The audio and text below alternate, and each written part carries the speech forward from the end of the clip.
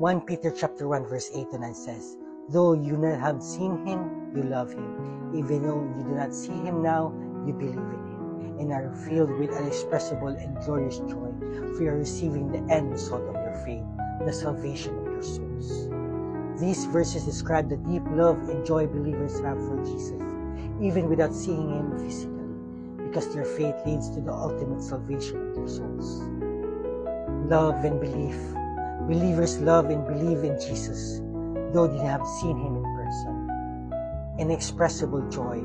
This love and belief lead to an indescribable and glorious joy.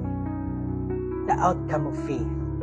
This joy is a result of their faith, which brings about the salvation of their souls. Living hope. The preceding verses 1 Peter chapter 1 verse 3 to 5 connect this to a living hope, an inheritance that will never perish, spoil, or fade, given through Jesus Christ's resurrection. Thank you for listening. God bless.